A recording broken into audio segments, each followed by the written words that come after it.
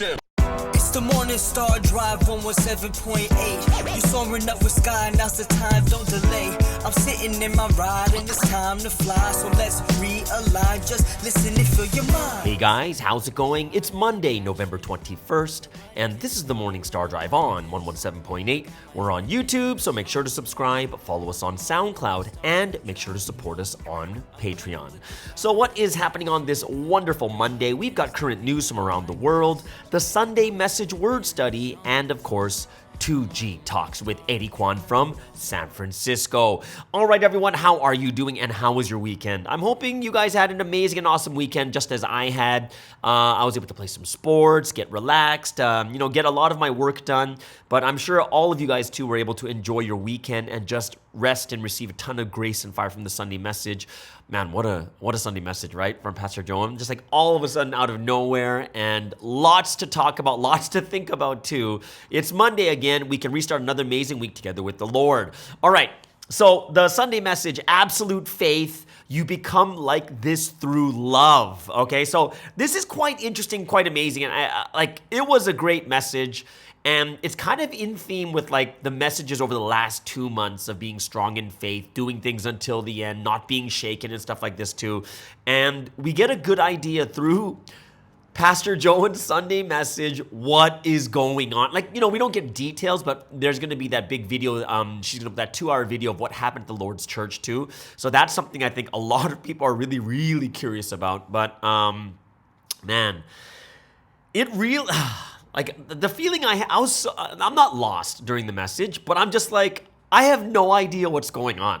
You know what I mean? It's like when you don't know what's happening and all of a sudden, like Pastor Joe starts talking about it, we're kind of sitting there like, what's happening?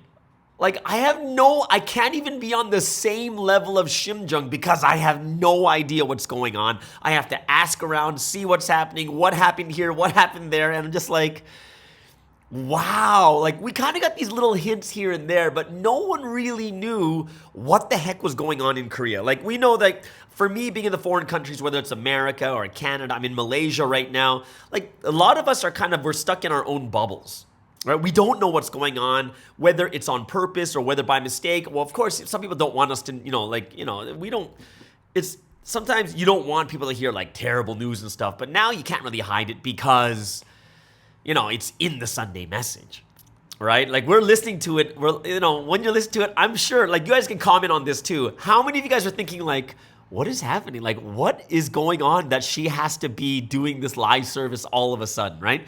What is going on that she has to talk in this manner? And you're like, what happened? Oh, I have a 2-hour video of what happened at the White Stone. What happened at the White Stone? Like we're all thinking to ourselves, what is going on, right? And for me, I was just like, man, I am definitely I have a bunch of thoughts about this. Like number one is if we don't know these certain things, we're not going to understand the shimjung of the message. Like when we hear the message, I think we're more lost. Lost meaning like we're like, what? Like that's happening? I had no idea. Like we have that feeling. But on top of it, the good side of it is, right? I'm not saying this is the best way. This is the best thing we should never have known. I'm not saying that, but I'm just saying the good thing about it is we're not affected by it at all. We're just not. But the thing I do believe is eventually everything catches up with you. Like it's coming out in the Sunday message and we're all like, what is happening? What is going on? So, those of you guys are going to be watching that 2-hour video from Pastor Joan on the education on what just happened at the Whitestone Church. And it's probably about several weeks back. Then we're going to get a better idea of what happened there too. So, I think it's something that we do need to get ourselves to understand a lot more, especially when it comes to like even tomorrow's Provi in the media. I am going to talk a lot about what happened in Sunseam's first trial date, right? And it was not a ton of stuff that happened, but a news update of what we're should be expecting, right? So Provi in the media tomorrow, I'll talk about Sunseam's first trial. When is the next trial date? What we should be praying for and stuff like that too. And you kind of see that it's causing a lot of, there's a lot of issues. People are going through stress. And Pastor Joan did bring it up in the Sunday messages. Sometimes the problems happen because we're stressed. A lot of things are happening in our life. And even if I look at my life here in Malaysia, there's a lot of things that happen. It just happens, right? Like those of you guys on my Instagram, like you guys saw my car battery died again. So another car problem. My car stopped in the middle of the street, in the middle lane, in a really, really busy section going on the way to church. It just died. And I was just like, what is going on? And, the problem was I left the lights on again, right? I was at, where was I? I was at church at that time. I left the lights on. Battery died. Yeah. Well, the one being caught in the middle of the street, that was when my engine died, right? But my battery died again when I was at church. I was doing something at church. I left the lights on. Car wouldn't start. I had to get someone to jump the car again. So that was kind of crazy that happened there too. But in the end, it was my fault, right? Because I left the car lights on.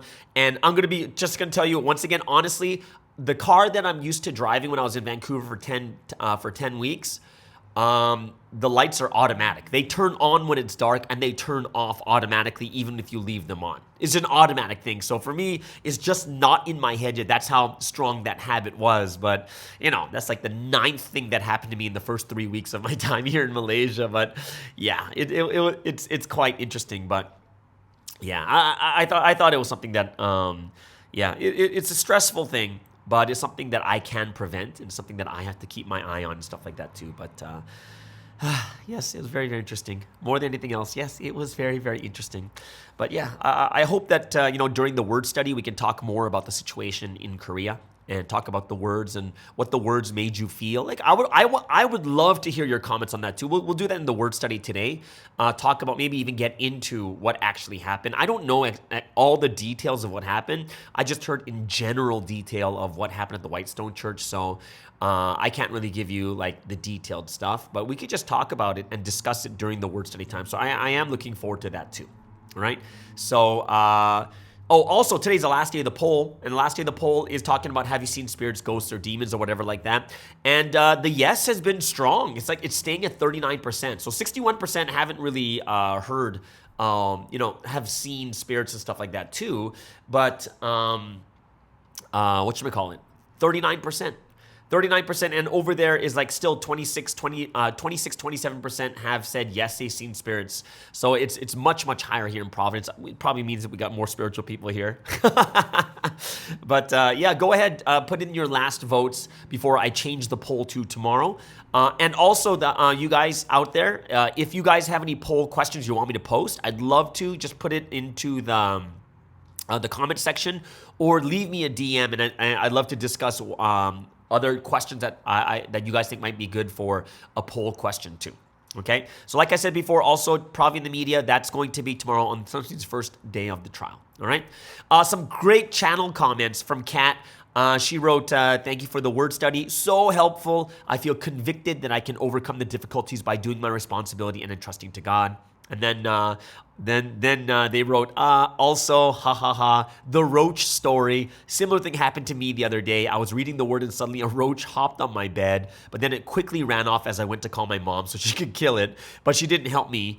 So I couldn't kill it, but I realized it was about sin. And by reading the word, being close to the word, sin comes to light and I can realize it. So I must always confess to God my sins and get rid of the sin by doing my responsibility. So maybe I need to spray my room because there's a hole and like dirt and animals come through it.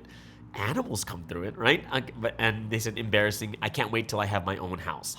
Right? So, yeah, and my next video is going to be on the roaches too for my Espresso with Sky. So I have realizations about that also I'm going to share on that video. Second is from Lynn Sue, and she wrote, thank you for playing Sunseam songs. We haven't sung them during the service for a while in our church because we mostly sing the older ones and Pastor Joan's new songs now. And I received a lot of grace through listening to Sunseam songs, and it kind of brings me a nostalgic feeling going back to 2018 to 2020 when we put a lot of effort into learning them. Third comment is from Colin, and Colin said, one of the most precious times of the week is listening to the practical word study. It's giving me so profound insight and strength to fight my worries every time. Also, love the special segments of each day. Always thankful for their lovely works. And last but not least, we have Christy, and she wrote, oh man, I have these dreams a little too frequently for my liking. One time I woke up and I was lying in my bed in a trance state and there was a corpse lying next to me. It was so weird because I was awake and fully alert, but not all there. And the corpse just slowly fades away as I come to my senses. Then I furiously pray to cast out Satan's and call on the Trinity. All right, so yeah, crazy experience. I'm glad you're sharing them though, because it makes us feel we're not alone, but it's great to share them. It really is, for other people to listen to and read them, to hear other people's experiences, and also for you to share them so that people can share in it so you're not alone in it also. All right? Also, Espresso with Sky, my haunted apartment, that one, the story about the spirit that the big spirit that lies next to me in my bed. Yeah. That's my video right now, and next week I'll talk about the roaches too. So please enjoy, comment for the algorithm to grow, and leave a like there, subscribe, hit the notification bell too. All right. So yeah, I'm trying my best to grow my channel for YouTube. I got people helping me out here, and I hope that you guys are enjoying it also. So YouTube, we have YouTube Shorts, we have Instagram and TikTok and stuff like that too. So I'm hoping that we'll be able to make it work even better for the future. Provi clothing. Those of you guys who want to get some Provi clothing, get your Provi clothes and show your pride through what we wear. And the link is in the description below on both YouTube and SoundCloud, right? Shout outs to Grace in Australia, Heidi in LA, and Dr. Joey in Malaysia. Super awesome. Grateful for supporting us here on Patreon, for believing in supporting this channel. If you want to support us too, then check out the Patreon link in the description. And if you're on SoundCloud, click the blue button on the homepage. Patreon, guys, nothing different than getting Netflix or whatever it is, and you're supporting both channels, both MSD and Espresso with Sky. It is a crowdfunding site that you can support the Morning Star Drive at about $3 a month, so it's really, really cheap. And at the moment, we have lecture training videos on the site and the Monday Bible study, so go ahead, check it out. 90% of the people on the site just supporting the channel, and there's going to be a bunch of stuff on there too that you guys can take a look at also, so it's purely up to you guys, all right? Okay, so let's get into some member music from around the world, right? Who is going to be our featured artist on this amazing Monday? Well, I'm going to play a song, and I want you guys to hear it too, because I love this song. It's from Youngse from South Africa, I Call You, and she's getting ready to write me an audio file to explain why she wrote this song, so you guys can listen to the lyrics and stuff like that too. But I'm going to play it today because I really, really like it. But I think on Wednesday, I'm going to post the song. I'm going to post the song again with her audio introduction to it, because I really, really like this, and I would love to know what her inspiration was. So we'll play that song first, as that new song just dropped the end of last week. We also have Rapture Collective from Australia with Until the End featuring Sky, and then we also have PGY from the Paper Music Associates in Korea with Wherever.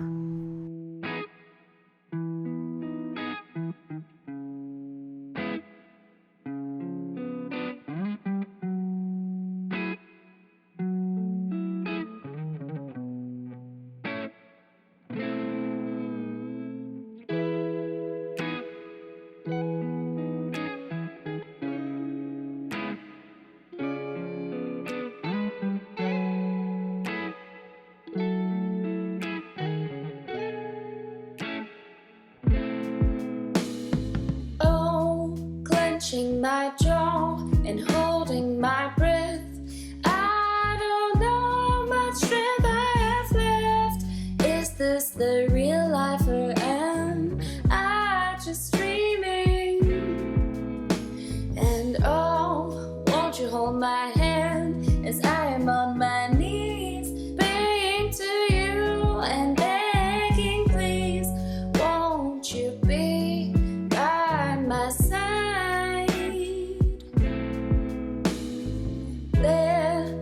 Just no way that I'll ever leave you, Lord. There's just no way that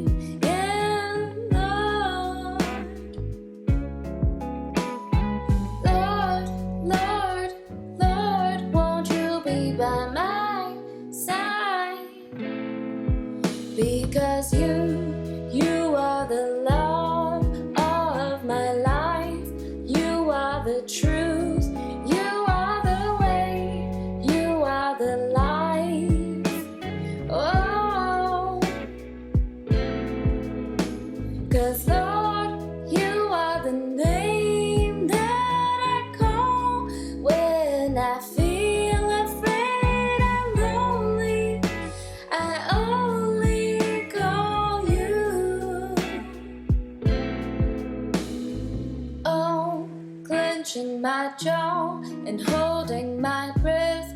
I don't know how much strength I have left, so I call on your name. And oh, when I see the day coming at me and I'm shaking inside of me, I know you're with me, so it's all gonna be alright. Yeah, alright. Oh my Lord, be next to me. I need you here. I just can't live without you. It's true, yeah.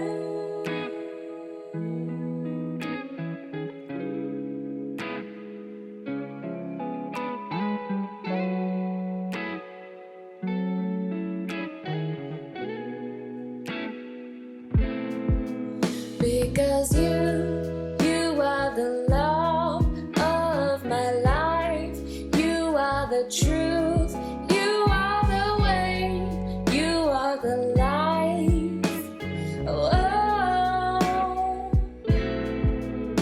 'cause Lord, you are the name that I call when I feel afraid and lonely. I only call you. Yeah.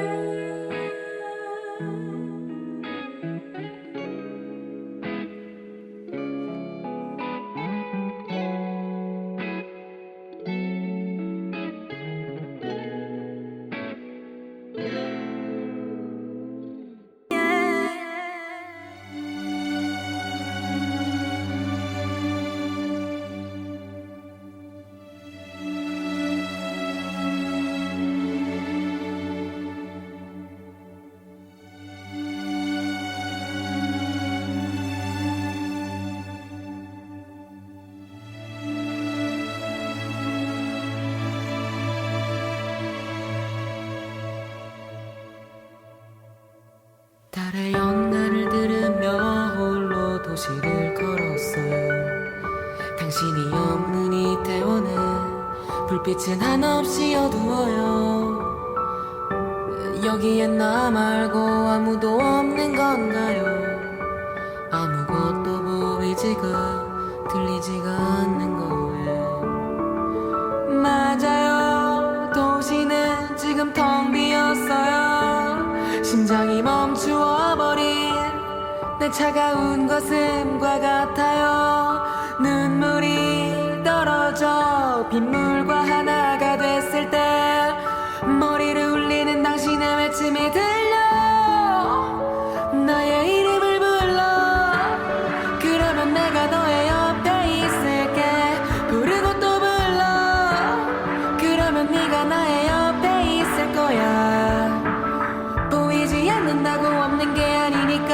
아무리 어두워도 내일은 오니까. 태양의 등불은 어디에나 있어줄게. 그러니 울지 마.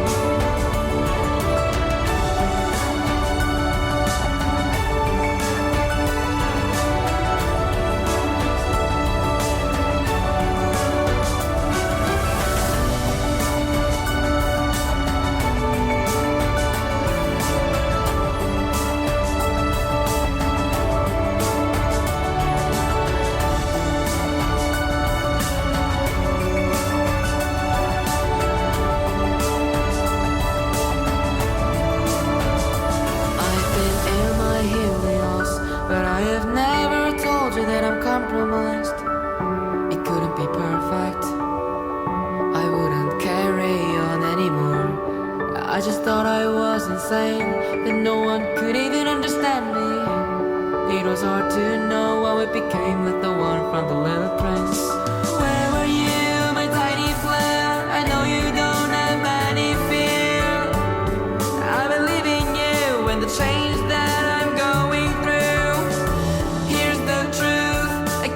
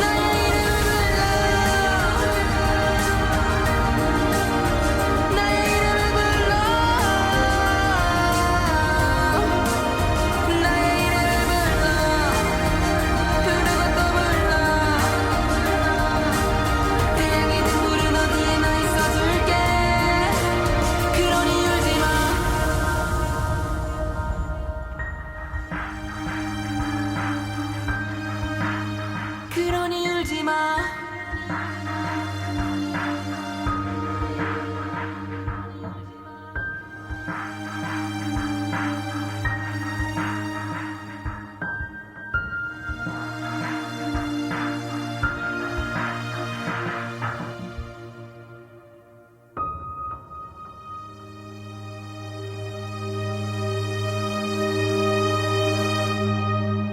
And that was PGY from PMA in Korea with Wherever.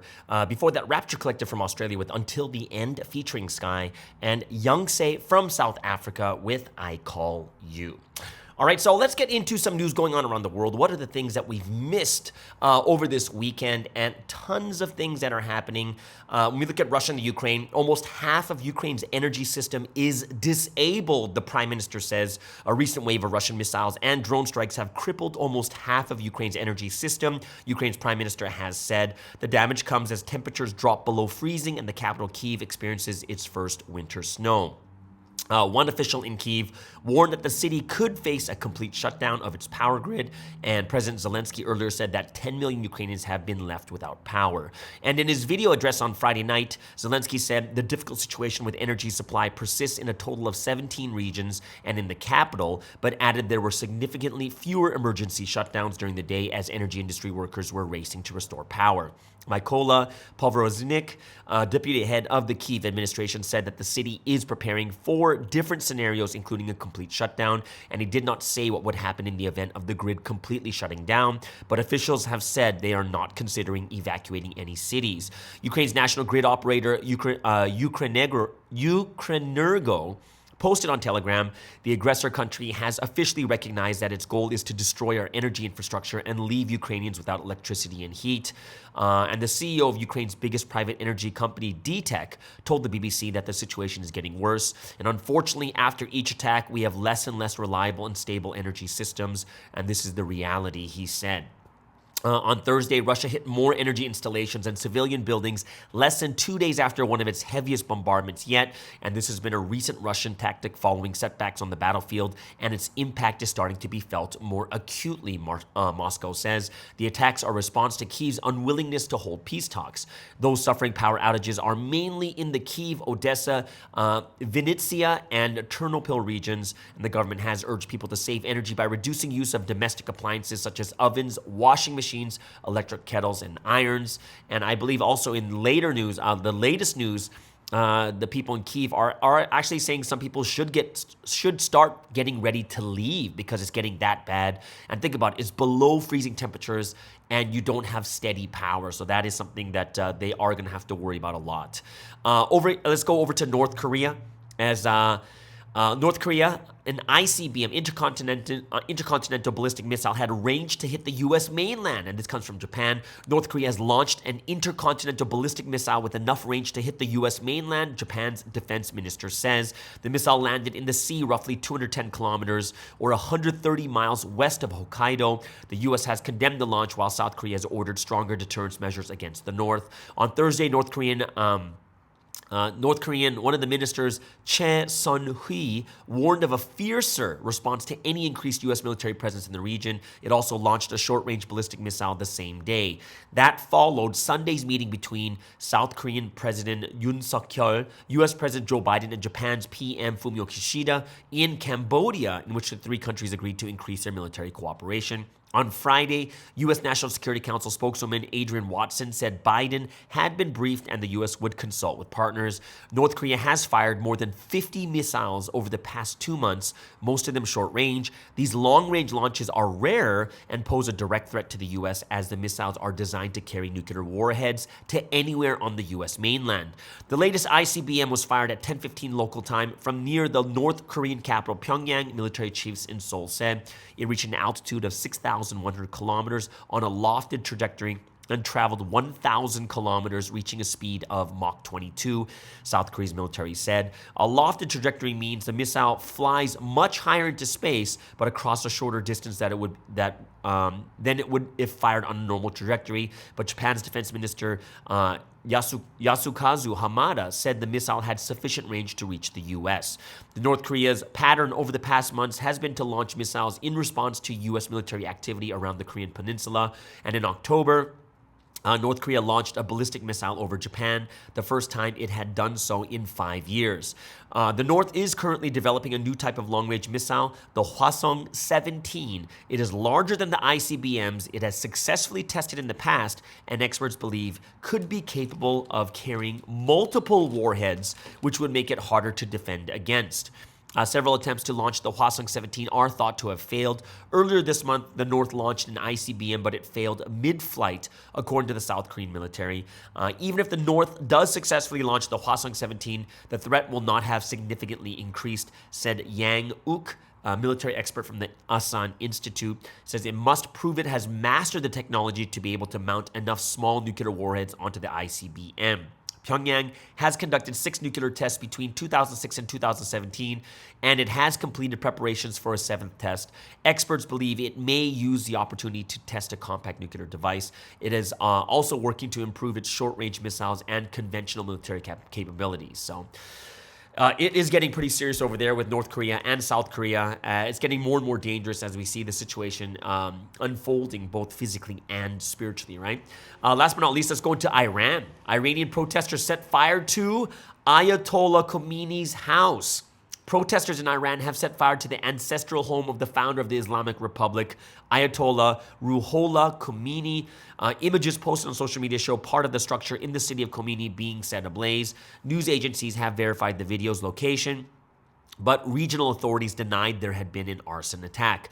Ayatollah Khomeini is said to have been born in the house, which is now a museum that commemorates his life. Khomeini was the leader of Iran's Islamic Revolution in 1979, which deposed the country's pro-Western leader, Shah Mohammad Reza Pahlavi, and ushered in the theocratic state that still exists today. He served as the first supreme leader of Iran until his death in 1989, which is still marked by a day of mourning each year. Social media videos from Khomeini show dozens of people cheering as the fire breaks out. An activist network said the footage was taken on Thursday evening. However, Khomeini County's press office denied there had been any attack to the semi-official Tasnim news agency. The agency said a small number of people had gathered outside the house and later shared a video of the house saying it was open to pilgrims and lovers of the deceased imam. The doors of the house of the late founder of the Great Revolution are open to the public, the agency added. The fire at his ancestral house is one of the latest incidents in a wave of nationwide demonstrations directed at his successor, Ayatollah Ali Khamenei, and his government. The protests against Iran's clerical establishment erupted 2 months ago after the death in custody of Mahsa Amini, a 22-year-old woman who was detained by morality police for allegedly breaking the strict hijab rules.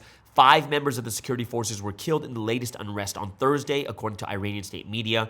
And meanwhile, funerals for young Iranians said to have been killed by security forces sparked fresh demonstrations on Friday. Crowds chanting, "Death to Ali Khamenei," gathered in the southwestern city of Izeh for the funeral of a 9-year-old boy, Kian Perfalak, who was shot dead by security forces, according to his family.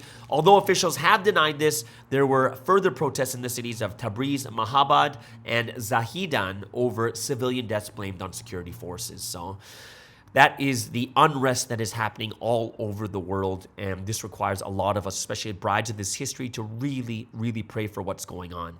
Right, and I really hope that, as we're praying for Sunseam situation, for Providence, all the things that are going on internally, externally, around the world, that we have to be those prayer warriors to make sure that God takes action on these things. Okay, so let's get into some sporting news. What's going on around the world in sports? We'll start off with FIFA World Cup has officially begun yesterday. Right, the first game was between Ecuador and Qatar. But what's happening is the FIFA president, Gianni Infantino, accuses the West of hypocrisy before this even starts. FIFA president Gianni Infantino has accused the West of hypocrisy in its reporting about Qatar's human rights record on the eve of the World Cup. In an extraordinary monologue at a news conference in Doha, Infantino spoke for nearly an hour and made a passionate defense of Qatar and the tournament. The event has been overshadowed by issues in Qatar, including deaths of migrant workers and treatment of LGBT people. Switzerland-born Infantino said that European nations should apologize for acts committed in their own histories rather than focusing on migrant workers' issues in Qatar. Infantino opened by saying, "Today I have strong feelings. Today I feel Qatari, I feel Arab, I feel African, I feel gay, I feel disabled, I feel a migrant worker." Hosts Qatar kick off the tournament against Ecuador. In February 2021, The Guardian said 6,500 migrant workers from India, Pakistan, Nepal, Bangladesh, and Sri Lanka had died in Qatar since it won its World Cup bid. The number is based on figures provided by the country's embassies in Qatar. However, the Qatar government said the total was misleading because not all the deaths recorded were of people working on World Cup-related projects. Infantino said, "I am European. For what we have been doing for 3,000 years around the world, we should be apologizing for the next 3,000 years before giving moral lessons." And he also said, "I have difficulties understanding the criticism. We have to invest in helping these people in education and to give them a better future and more hope. We should all educate ourselves. Many things are not perfect, but reform and change takes time." And then he said, "This one-sided moral lesson is just hypocrisy. I wonder why no one recognizes the progress made here since 2016. And he also said, "It's not easy to take the critics of a decision that was made 12 years ago. Qatar is ready. It will be the best World Cup ever." And he said, "I don't have to defend Qatar. They can defend themselves. I defend football. Qatar has made progress, and I feel many others as well." Qatar has been under pressure to build a migrant worker center, and Infantino announced a dedicated and permanent office in Doha following discussions with the Qatar government and International Labor Organization. He also said every worker that has an accident receives compensation by law. Right? And depending on the magnitude, it can be several years of salary, he added. Infantino also said FIFA's Qatar 2022 Legacy Fund will go into education, signing an agreement that will help 25 million children and women in India. So that's kind of like, there's a lot of stuff going on with Qatar and the situation, especially with the migrant workers. So that's something you guys can look up too. But yeah, very interesting how the president would defend it in this way. In second news, go to boxing. There is a super fight that's in the works. It is Gervonta Davis versus Ryan Garcia. And that's going to be a super fight for sure. And it's what everyone's wanted. At long last, after all the trash talk exchanges, perhaps the biggest fight in all of boxing is here. Gervonta Davis and Ryan Garcia, two of the biggest stars in the sport, announced Thursday that they'll meet next year in Las Vegas. The fight will be contested at 136-pound catch weight and is slated to take place in April, sources said. Davis is 27-0 with 25 KOs, tweeted that he'll first fight on January 7th in what amounts to be a tune-up bout. And according to court records, the star boxer's trial for his alleged involvement in a hit-and-run accident is scheduled for February 16th in Baltimore. Garcia is 23-0 with 19 KOs, could also have an interim fight, but that is yet to be decided according to a source. So there's still a long way to go before the two-step in the ring. Davis must win and emerge without injury from his interim fight, but it's not too early to dive into some of the biggest questions about a fight that will truly transcend the sport.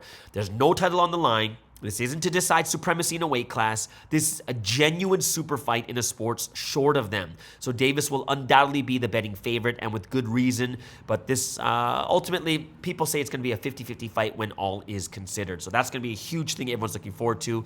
Last but not least, we'll go into some soccer news. Liverpool, from the English Premier League, the owners, which is Fenway Sports Group, is exploring sale of the Premier League club, the chairman said, who's Tom Werner. Liverpool chairman Tom Werner has said the Premier League side's owners, Fenway Sports Group, were exploring a sale of the club, but there was no urgency to complete any potential deal.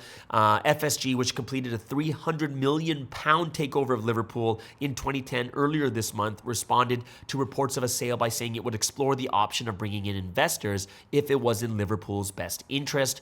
Sources told ESPN last week that Fenway Sports Group, FSG, was prepared to sell its controlling stake in the club, and an information memorandum detailing the possible sale was sent to potential investors last month.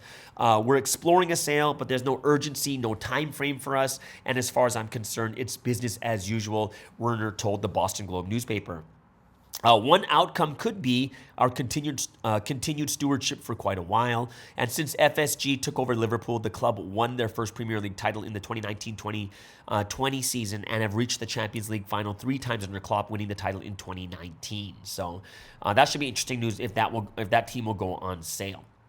All right, so there it is, guys. That is top 3 news in sports and around the world. Hope it's something that helps us to realize more deeply of what is happening and what is going on around the world, right? But now that the sports is done, you know what that means. It is the golden time.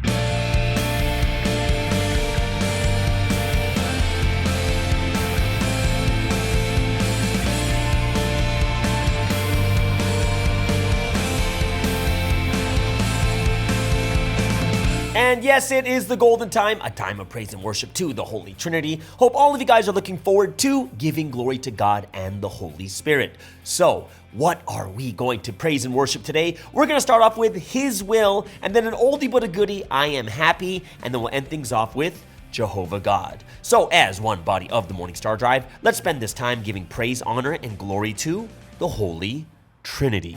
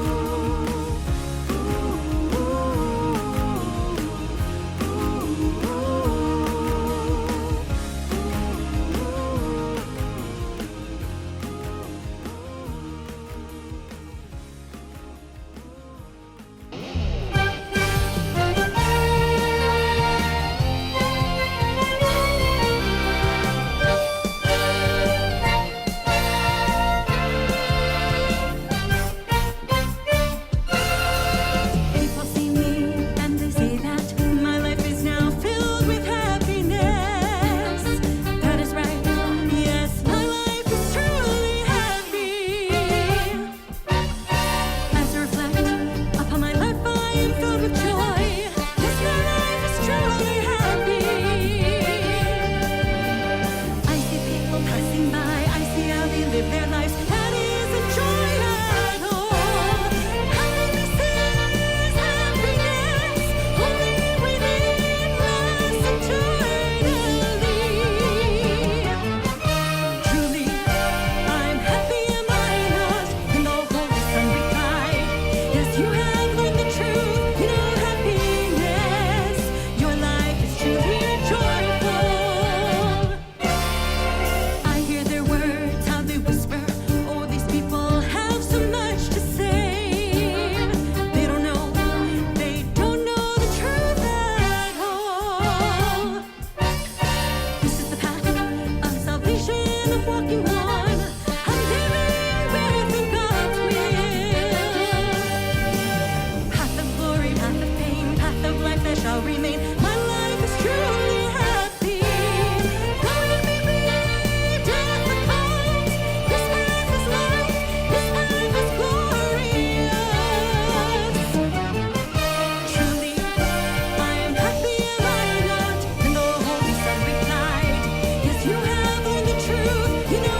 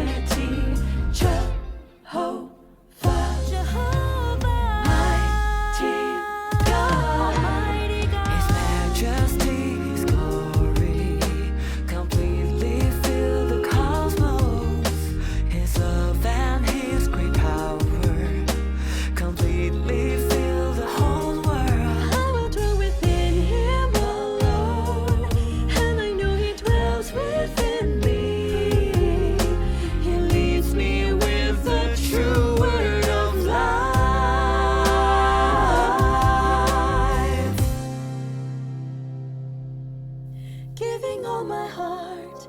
I've lived according to His word. Giving all my life, I've lived according to His word. Look at all He's done in my life, His infinite power. There is nothing in the world my God can't do. He displays His mighty power through the word. Jehovah, mighty God,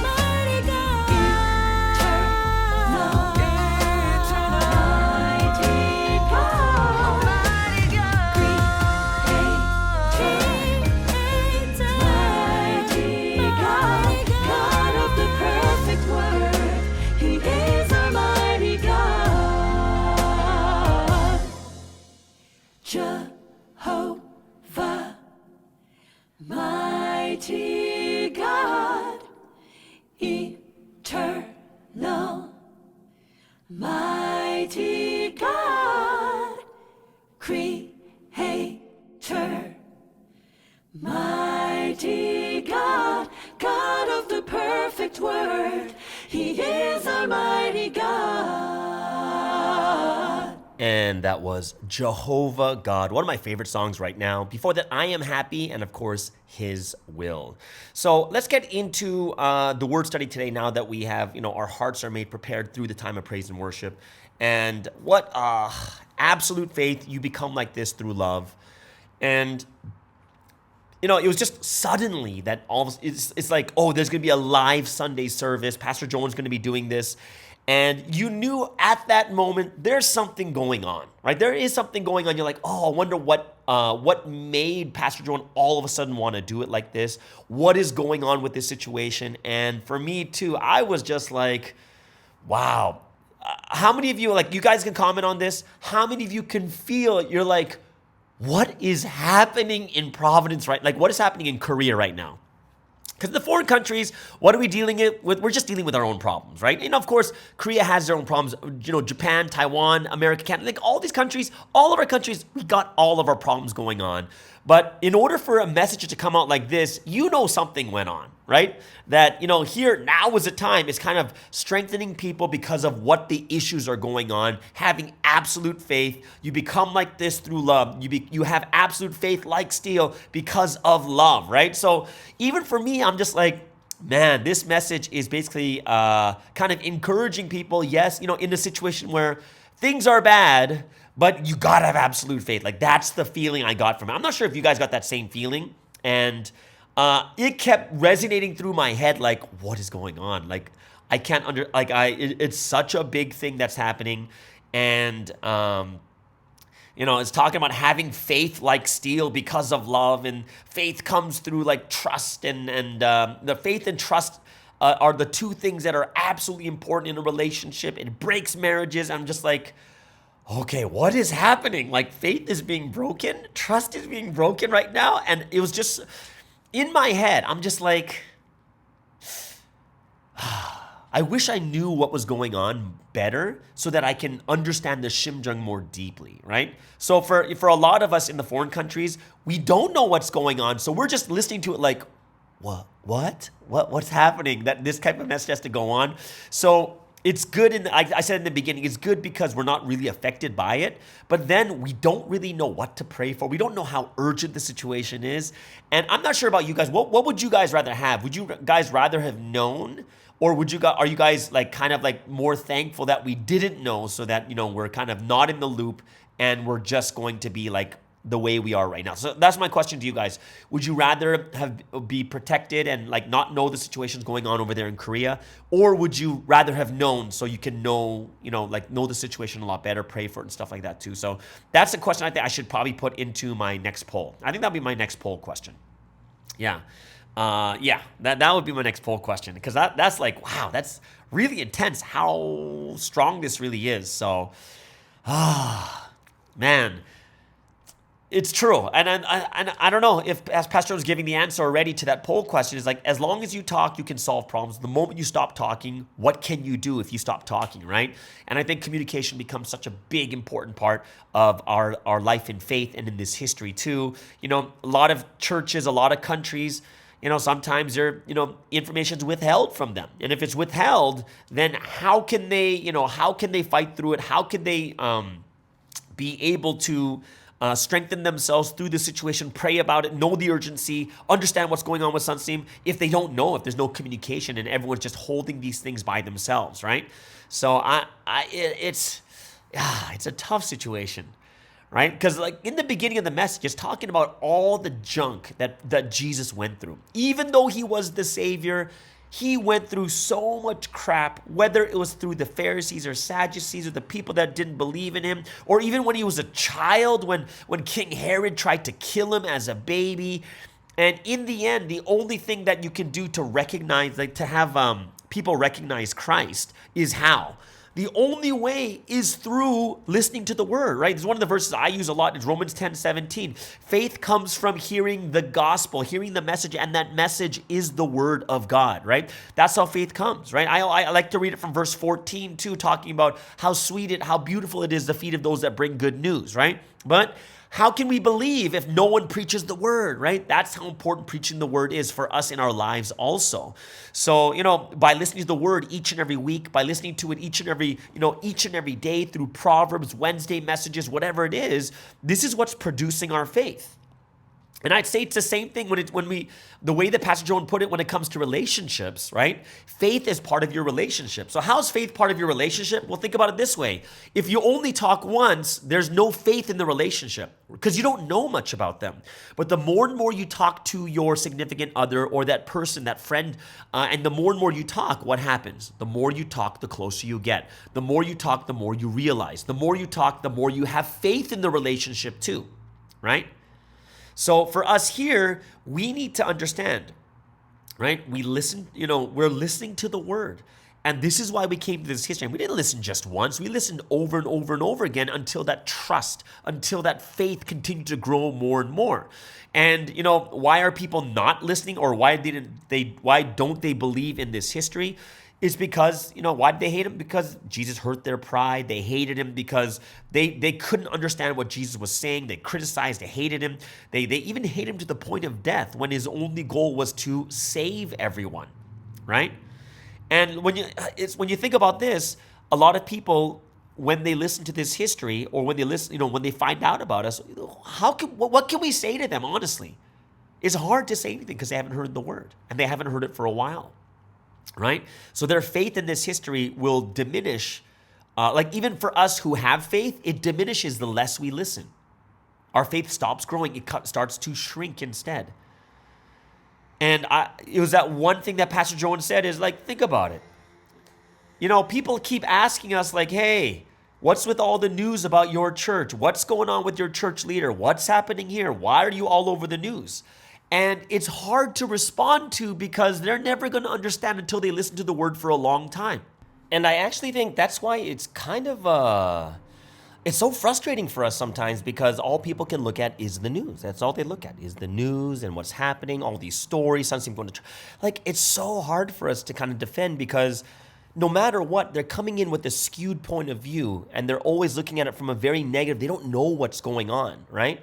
And if you were to be super honest, even for us, right? Looking from that perspective, it's you'd kind of think the same thing, right? You wouldn't go in thinking very open-minded. You probably might be going in thinking what is going on in this church? How could they still believe? Wow, they're so strong for still believing in this church, right? So we're sitting here and we're it's just so hard to reply. Even for my parents, I can't get away from the fact that he's in trial. And that's the only thing that they see. Then they see it's a second trial. That's the only thing that they see. And can you imagine if the trial goes really bad again and he goes back to jail? What do you say at that point? Right? They're probably, my parents are probably just thinking that I'm crazy. Oh my gosh, this person's been brainwashed or something. And the biggest difference is they haven't heard the word for a long time, and we have.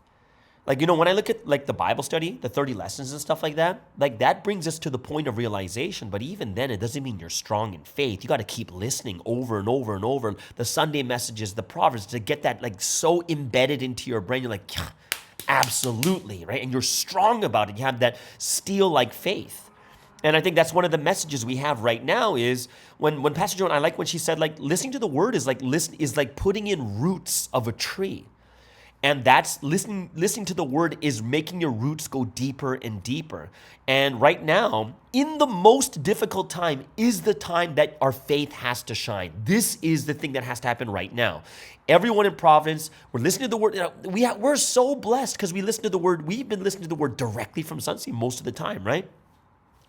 We've lived a life where we've gone to Wonmyeongdong. We've seen how he lives his lifestyle. We've seen the evidence of God working through him. We see the evidence of Wonmyeongdong. We see the evidence of the miracles.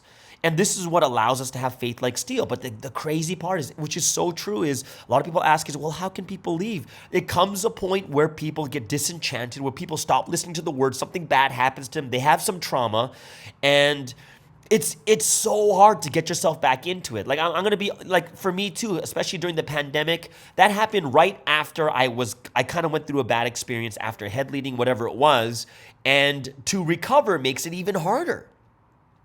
And I'm going to be honest, like, I should have brought this up way earlier before, but today's the 700th episode. As crazy as this is 700th episode. For me, it's amazing. Episode 700 right now. And one thing I did want to bring up, I'm probably going to bring this up tomorrow just to talk about all the things I'm thankful for this 700 episodes, is this podcast helped me survive through the most difficult time. It really did. 700 episodes. Congratulations to everyone. We've made it this far, right? So, you know, I was looking at this message and I was like, man, it is intense. And when she started talking about some people are trying to split the heads, I'm not sure what that means. Like, I'm hoping to find out during that 2-hour video that Pastor Joan is gonna allow people to watch, leaders to watch. I can't wait to watch that. What does it mean to split the head? Like, I have no idea, right? And it just makes me like, what are people trying to do? What are they trying to say?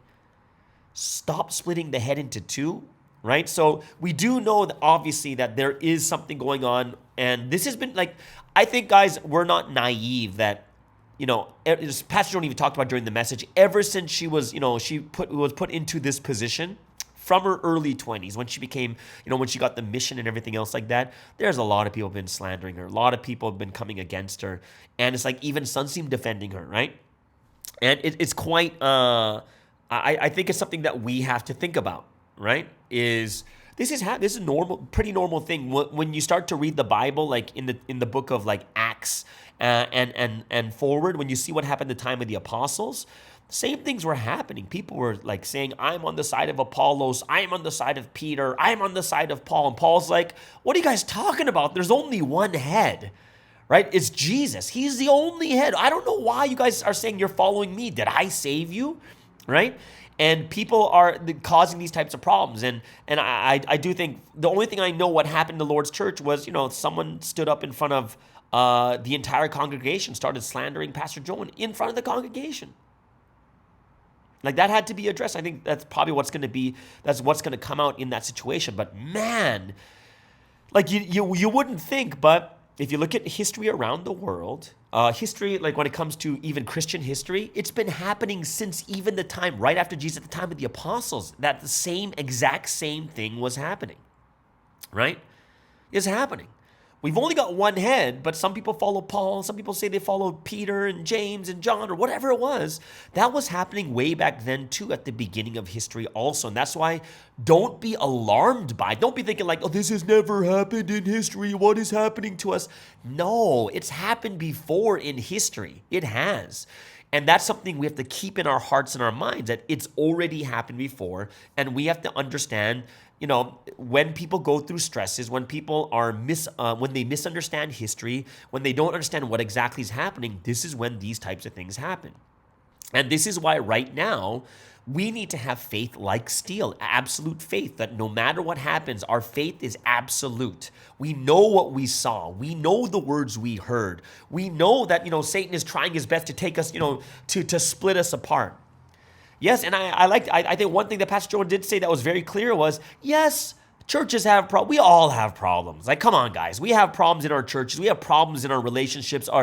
We have problems with leaders. We have problems with each other. Those are normal things that happen within a church, right? But splitting the head and saying that you're the leader, or, trying to make things, making a new, like a new sect inside of Providence, that there's something wrong there. That's why we got to be strong.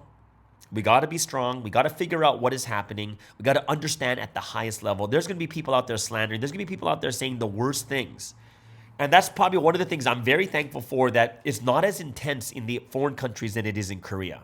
Like, that's why for me, I'm just like, man, would I really want to live in Korea when it's that intense, right? We have to be those that have to live that life and trusting ourselves to God, right? And it's not like this history is brand new. We've been doing this for 44 years. I've been here for 24 of them, right? Over 24 years of my life have been in this history.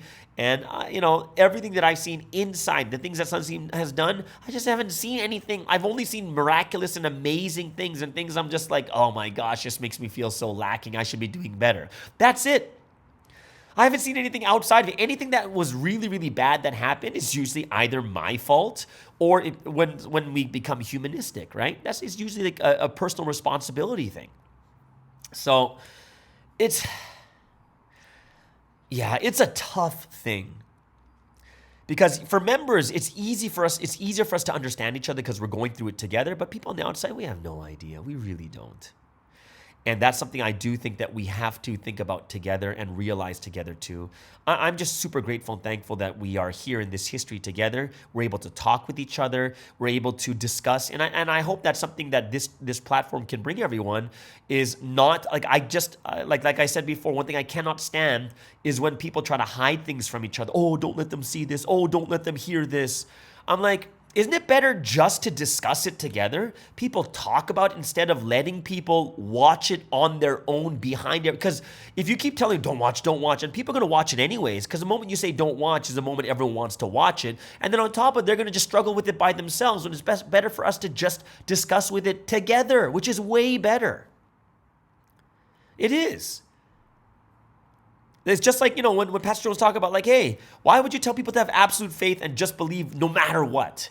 Well, it's like, no, just to have absolute belief, I can still absolutely believe, like I can still talk about it and discuss it, because I still believe it, but I want to know what the ins and outs are. I want to know more detail. That's not bad. Women came from the rib. I'm not doubting it came from the rib. I don't doubt the Bible. I'm just thinking, what does it mean, the rib? I'm not doubting the Bible. I'm raptured into the sky. I'm not doubting that the rapture is going to happen. I'm just asking, what does it mean into the sky? What does it mean to be caught up? Right? I'm not doubting that the Bible doesn't say that the earth began from the time of Adam and Eve. I'm not doubting that. I'm not saying I don't have absolute faith. I believe it, but I'm trying to figure out, what does that mean, that history began from Adam and Eve? Instead of just, you have bad faith. How can you do this, right? Like, I'm pretty sure it happens in Providence. Hey, if you believe, then don't worry about it. And the answer is, what do you mean don't worry about it? Absolute belief doesn't mean I don't have worries. Absolute belief doesn't mean I don't have anxiety, right? We can't judge according to our own thoughts, and that's why discussion is a very, very big and important thing.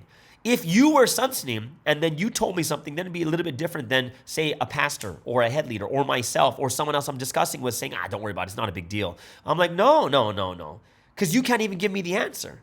You're only saying that because you don't have an answer. But what I'm saying is, I'd rather discuss it. I would rather discuss it, right? It's when we stop listening to the word and we start listening to other things is when we waver, right? Now, what does it mean, listening to other things? It doesn't mean you can't research. I research different stuff. But since my heart is absolute, it's not like, oh, this is better than Provi. I don't look at that in that way.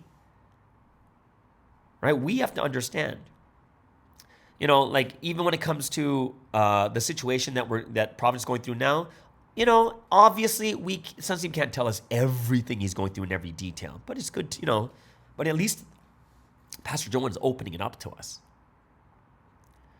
And we just got to do better, right? And Sun seems going through the worst. And then you look at Pastor Joan, is people have been hating her for 20 years. Tell me that's nuts, right? For almost 20 years, people have been hating her, wanting to take her down. And she's like, people have been hating me, want to take me down, and that's why I have to do the live broadcast today, because people are misunderstanding. Isn't that so sad, the situation? And we might think to ourselves, oh, how come they're like this in Korea? This is just human nature. That if it came down to it, if we were in Korea, who knows, right? Where would your heart go? If you're struggling, like if we're not even going through what Korea is going through right now inside, like internally in Providence, but if you're struggling right now in a foreign country and not going through what Korea is going through, then you're pretty much guaranteed to be struggling if you were in that situation in Korea, you'd be struggling for sure. Because we're not going through anything close to what Korea is going through. And, if we're struggling and not going through anything close to what Korea is going through, can you imagine if you were put through that fire, how much you'd misunderstand? So this one thing she said was, if there are 100 things and 99 things are telling us we shouldn't do this, but there is one reason why we have to do it, right? So there's 99 reasons to tell us we shouldn't be doing this, we shouldn't continue on, but there is one reason why we have to do this, and it's because it's the history of God. God has established this history. And this is why we have to be those who protect this history, who guard this history. And I had that same feeling when Pastor Joan said, you know what, I want to see what happens at the end of this history, just for the sake that I can cry out to people and tell everyone, see, I told you what happened, right? Stop it. Why were you so like wavering and shaking in faith? Like everything, I don't know what's going on in Korea. I only know very small bits and pieces, but I really hope, if anything else, let us have faith, that absolute faith like steel. And that's why this week's message is absolute faith. There is no other sign, right, that God has given to us. But, look at what Sunseam has gone through since 1999 until now. Mountains of like we go through little dips and crevices and little hills of persecution, tribulation. Sunseam goes through mountains of tribulation. It's so painful. When Pastor Joan was talking about, remember what happened to me? And I was in Korea at that time during the Wednesday service while it was being broadcast. There's these people all of a sudden throwing eggs at her, running on stage, pulling her hair. Live. They had to cut the broadcast. She had to go to the police station to report what was going on. Like that's what she's gone through. Like, can you imagine that? On the pulpit, someone runs towards you throwing rocks, throwing eggs, and try to pull your hair. And they're members saying that you've done wrong things. That's what happened in the past. Tell me, comment if you guys remember this. That was crazy. It was live. What we go through right now, it kind of, even for me, when I think about some of the things I struggle with, it puts me to shame. Like, wow, why am I struggling over this? We got to center on the word. Got to have the strong mentality, right? That mentality that is so absolute, like just like Jesus. Even when people killed him, he still saved them. He still resurrected them from death to life, even though some tried and some did kill him. And this is why we have to understand that through the word, we're going to realize we're receiving the authority, right? The authority of brides, the authority of love.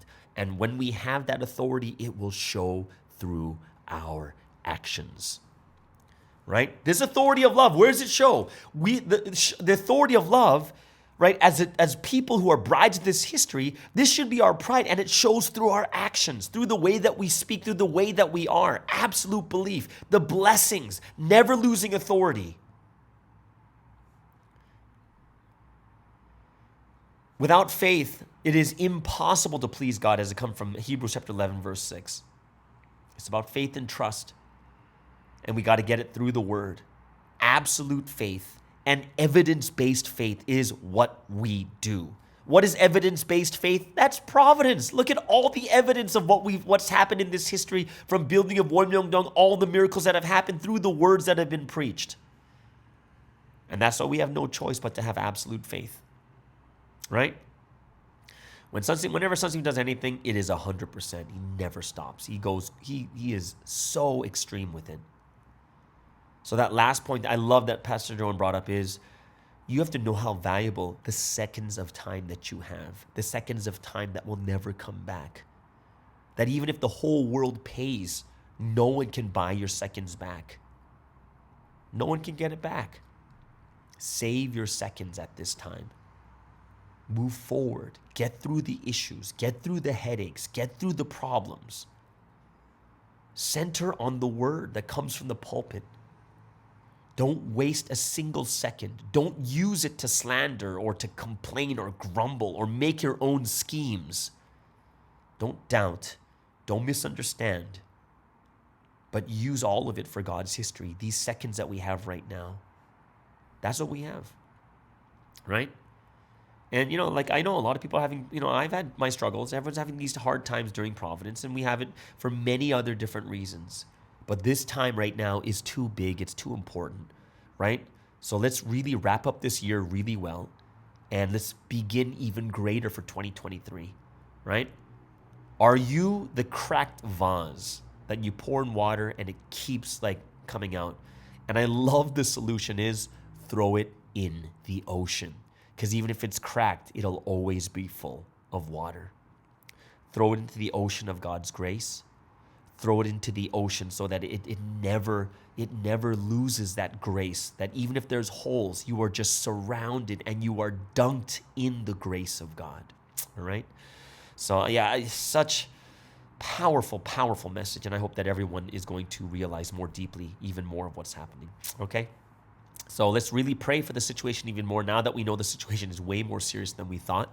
And I hope that if you have any comments, anything that you guys know even more, go ahead, write in the comment section below. All right? So there it is, guys. That is the word study for today. Hope you guys really enjoyed that. And I hope it's something that we can really, really band and unite together from the foreign countries and the English-speaking countries, okay? All right, so let's get into today's song of choice on this Filipino Monday. And I chose this song because this is a day that we're all waiting for. This song is actually the very first song that I heard from Filipino singers that got me into Filipino singers. And this song is a cover of the song from Boyz II Men and Mariah Carey called One Sweet Day. And it's from Budikel and Christina Velarde. And this is a song I was listening to, oh my, these guys are amazing. And that's when I started listening to Filipino singers a lot. So everyone, please welcome Budikel and Christina Velarde with One Sweet Day.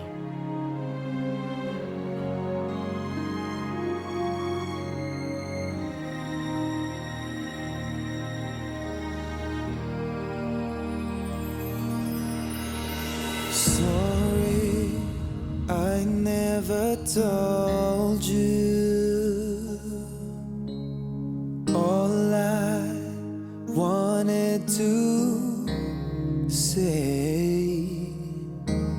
Now it's too late to hold you, 'cause you've flown away so far away.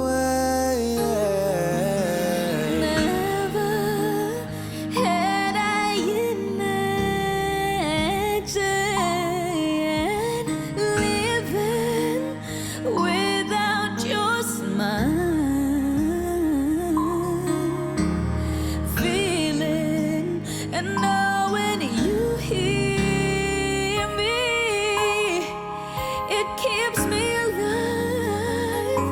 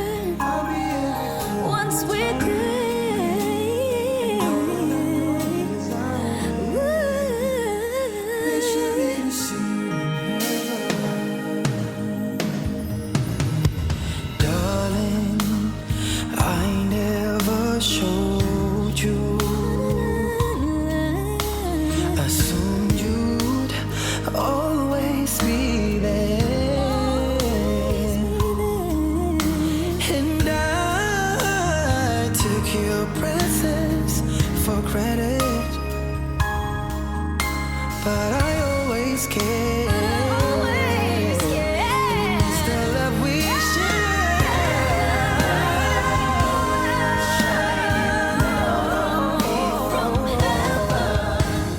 Like so many friends we've lost without us.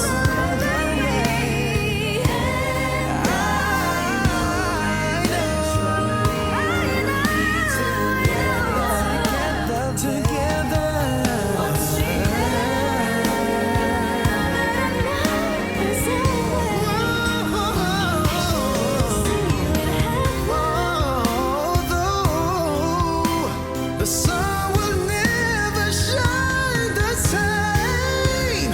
I'll always look to a brighter day. Lord, I know when I lay me down to sleep, you will always listen as I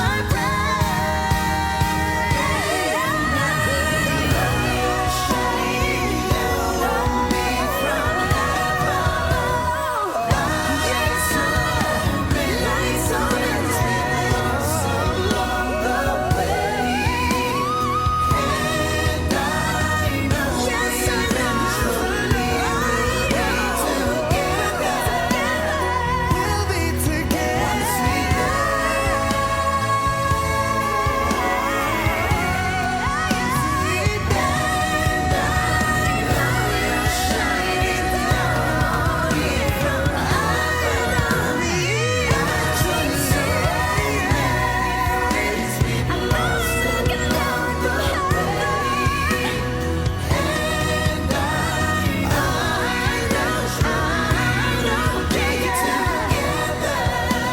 Yes, we will. Once we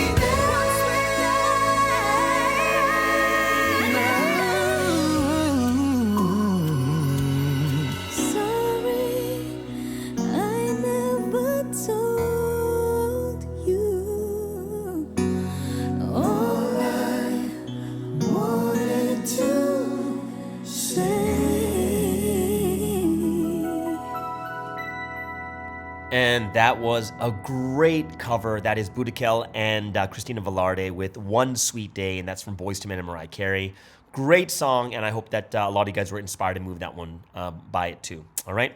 So there it is, guys. That is the song of choice for today on this Filipino Monday. We're going to move over into the last segment. Of course, we all expect this 2G Talks with Eddie Kwan, who is no longer in San Francisco. He is in Hawaii, and it's going to be a great episode as he talks about his transition from San Francisco to Hawaii. So everyone, hope you guys enjoy this. Please welcome Eddie Kwan with 2G Talks.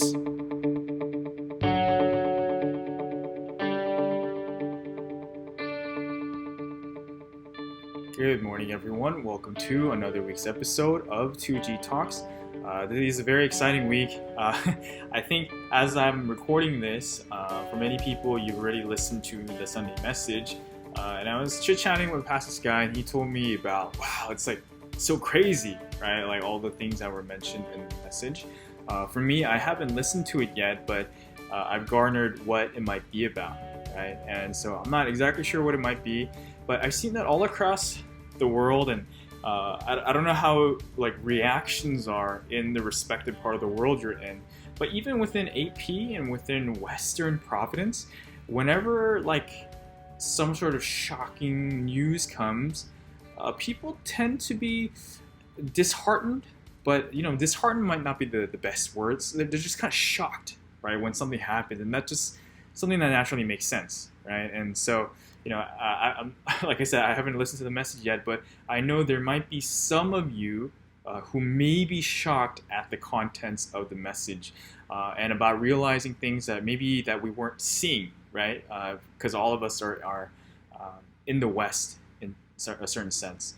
But it's interesting because for the topic of today's conversation, I didn't want to detract away from that, but even with that knowledge of what's going on, like maybe a little bit more in detail, and even with shocking new things coming about, the core still hasn't changed, right? Like the important things that we need to do, like something that was given from the very beginning. And so that's actually kind of what I wanted to talk about. Because we really gain hope when we see the things that are going on, right? When things are changing, when things are moving, that's when we feel hope. And so I kind of wanted to give that hope to all of the people listening today. I think the last few weeks, I talked about all the transitions that are happening here in American Providence, right? Like 2 weeks ago, we had in San Francisco a change in leadership there, and our head leader of the last 5 years, he transitioned out to become one of the leaders for the LA church. And so he was very ecstatic, right? Because he had been the head leader for 5 years, but even before that, he was running as the assistant leader for a long time. And in terms of his faith, he was born here in San Francisco. So he spent about 15 years with the church, and he really wanted to go out there and learn things in a different place and grow in a different way too. And so we really wanted to give him that opportunity, especially this time around too. And last week we had this amazing transition time for the head leader there too, because as I just mentioned, my head leader was going there, and so there was also a change in leadership in LA. And all of these things, it was so different this time around. Like, actually, now that we're talking about this, I think there is something very critical to how all of these transitions typically happen, right? One of the things that I recall is a lot of times in the past, as Providence is going through the sort of the growing pains and like the early period of development. I don't know how it is in other countries, but in AP, there were a lot of times when changes in leadership were associated with some sort of problem, right? That was happening, right? The leaders are stepping down because there's an issue, right? And there needed to be a change in leadership. But this time around, that wasn't necessarily the case. Of course, there are difficulties and things, like we mentioned with the word too, with the current direction. But in each case, all of the leaders were transitioning out in order to pursue something new, right? And it wasn't because there was an issue, but it was because they did everything that they needed to do in that time. And so the difference in that, right, and the difference in the effect of that, it was so palpable. I think I spoke last week about some of the things that happened in San Francisco, right? Like we met together with all the members, and one thing that I emphasized is that it really didn't feel like goodbye. Right, and I find the need to say it again because I know some people might not have listened to last week's segment too, but and even in that time, this has to be re-emphasized because I once again felt this in LA. But in LA, it kind of manifested in a different way. But for those of you who weren't able to listen to last week or the section from 2 weeks ago too, I was sharing that even like all week before our head leader was stepping down, every single day we had meetings with members and leaders and a different assortment of people. Because people are leaving, right? Like our head leader's leaving too, but there's also some other leaders who are like transitioning in and out. And so we were meeting quite a lot, right? Every time we said bye, but then the next day we would see each other again and like hang out and have dinner or have a meeting or this or that. And it was such a hopeful time because each person, it felt like they're going off to do a really big thing, and that it wasn't goodbye, but that no matter where we are physically, that we'll be running together, and that we actually still are doing many things together. Right? We're still chatting, we're still planning and organizing things within our own churches too.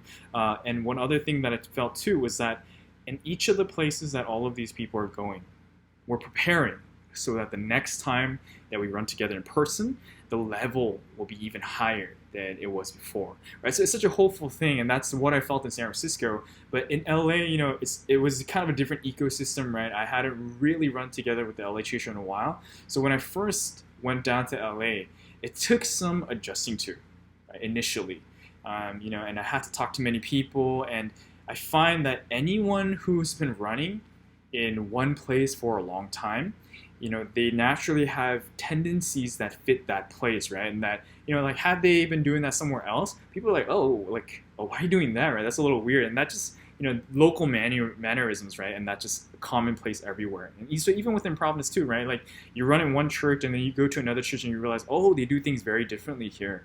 And they're like, oh, maybe this is actually better than the way that we're doing at home. Or, oh, they should, maybe they could be improving this too. Right, so there's a lot of little things like that too. So like when I went down to LA, like it was a very different ecosystem, and I had to get adjusted after a while. But after we made those adjustments and we were running together, we were sharing a lot of different stories, and then I think through that it once again affirmed for us that wow, this is one history.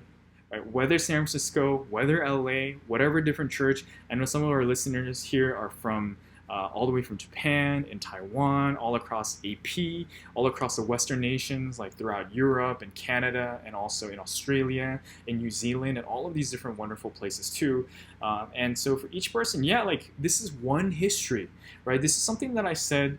I don't know if I said this in this segment, but the first thing that I went to, that I said to God when I went down to LA, and this is based on what I experienced in San Francisco with all of those goodbyes, right? I was feeling that in the west coast of California and like the west coast of American Providence, we have three kind of principal churches, larger churches in San Francisco, in LA, and in Hawaii. And luckily, I really thank God because I'm one of the people who was able to experience all three of those churches, within the last few years. And there aren't many people who've been able to do that. But I really thank God because of that, because I saw what was happening in each church. And I really felt like, wow, like, yes, we are three different roofs, but we're not three different churches. We're under three different roofs, but we are one church, right? One building under God. And so because of that, I was like, wow, like people really need to run together. And this is something that I'm going to be sharing tomorrow. Like I had to speak before some people tomorrow too, but when San Francisco and LA were going through these transitions, that we were so busy, right? We were preparing so many different things. And like at each local level, there was a lot going on. And so we do this thing once a month that we've been doing for the last 3-4 months together with these three churches that we mentioned, where we hold a united service, right? And like different churches handle a different part, like whether it's the presiding or the message or praise, like we kind of split it up when we do it together. And it's so great, right? We get to see what the other church is doing, where we're actually interacting with them online. But this time around, one of the head leaders brought up, oh, should we have a united service this time? Right, but because San Francisco and LA were going through these transitions, like initially I was like, oh, maybe it's not a good time, right? Because there's so many things that are going to change. And for San Francisco too, we're no longer going to be having a central head leader. And, we're also planning on moving soon, and there's all of these kind of things. And we're even going to be cleaning things up in the church and getting rid of a lot of things that we don't need in anticipation for a move in the future. So because of that, I was like, oh, for one, I don't know how much, San Francisco can contribute to a united service. And the following week, the week that we were, that the pastor brought up having the united service, it was actually when LA would be having their transition too. And so I just witnessed what happened in San Francisco, and like LA's an even bigger church. I was like, man, I feel like it's gonna be really busy there. And so I don't know if it'd be possible to have a united service. But then I didn't say that in the chat room that we have talking about these things, because it kind of hit me, maybe it's actually an opportunity to do things together.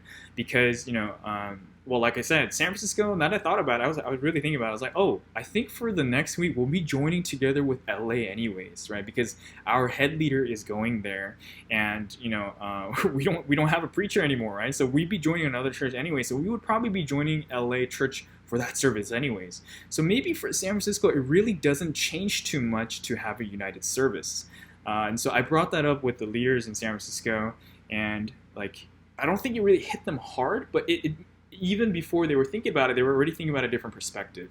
And then like when we talked about it with LA too, they said, sure, let's go ahead and do it. And then so like amazingly, we were able to have this united service.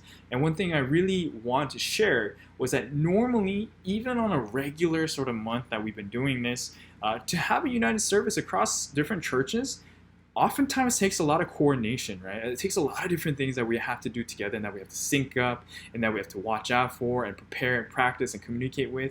But this time around, all of those things worked out, even amid all of the busyness, in a very natural way, right? For the LA church delivered the message, And it was that head leader's final time preaching from the pulpit as a head leader, and even the message was so fitting, and right, and the other head leaders were saying, yeah, like, you know, I initially wanted to deliver the message and I was hoping to do that, but I was also really busy.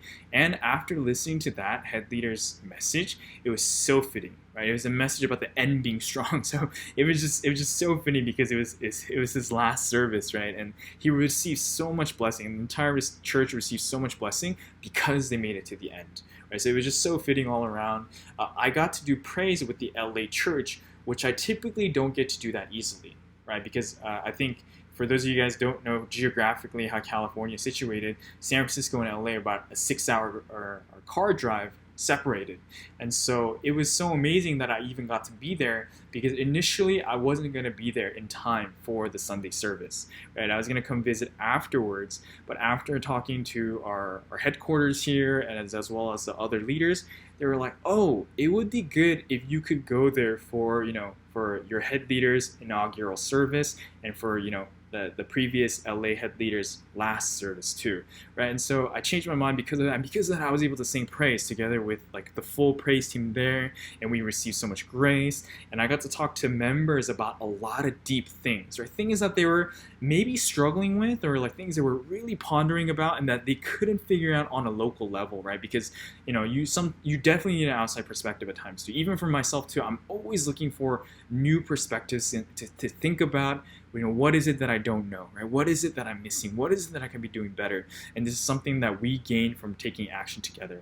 And so that's it for today's segment. But I really wanted to bring that up because, like I said, I haven't listened to the message yet. But if it's to the point that Bass's guy wanted me to talk to me about it a little bit, I'm guessing there might be some big things and some shocking things revealed there too. But I hope that in the finale of this Monday segment for the MSD 117.8 with 2G Talks, that hopefully this brought you a glimmer of hope, right? And that really makes you feel like you want to run together with everyone.